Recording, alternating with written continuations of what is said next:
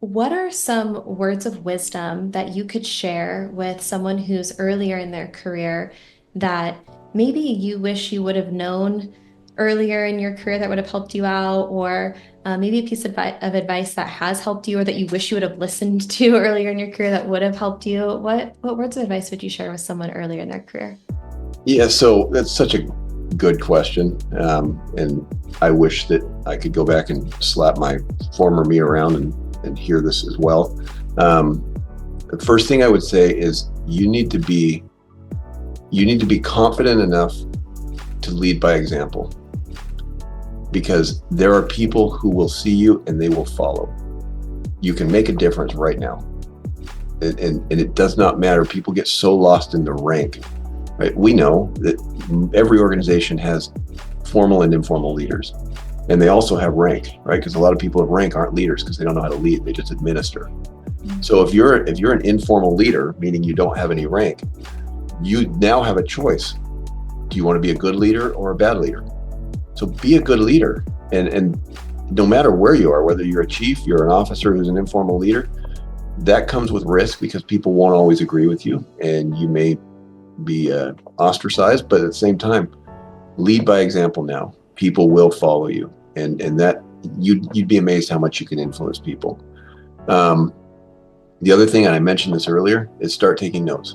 And I don't mean like writing a list down, I mean in your head, and start saying, if I'm ever in charge, if I ever have influence, I will do that, I won't do that. And start keeping a list of the things that you can make a difference in. And then when you get to that point, um, then you'll be ready and you'll know what you need to work on. I recognize you cannot control your supervisors. They're going to do what they're going to do. They're going to treat you the way that they're going to treat you.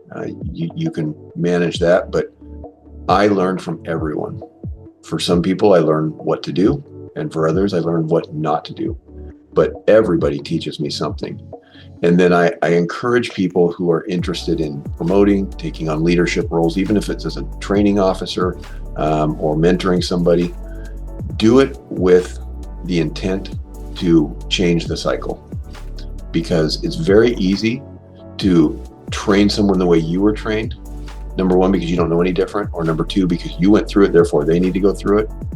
It's okay to break that cycle and just treat them differently. And it may mean that you have to actually think, okay, I don't know how to do it differently. What will it look like? And then try it. But that's where your list comes in. If you've got a list of things that you did not like, then don't do that. Don't repeat that and break that cycle. And you'd be amazed. This new generation, for all the quirkiness and things that I hear about them, they're really, really good at absorbing and understanding and recognize how they're being treated and responding accordingly. So if we want to treat them the way that we were treated growing up, or being trained, then you've just created another round that will not happen until you're gone. So let's break the cycle and let's make it different for the future.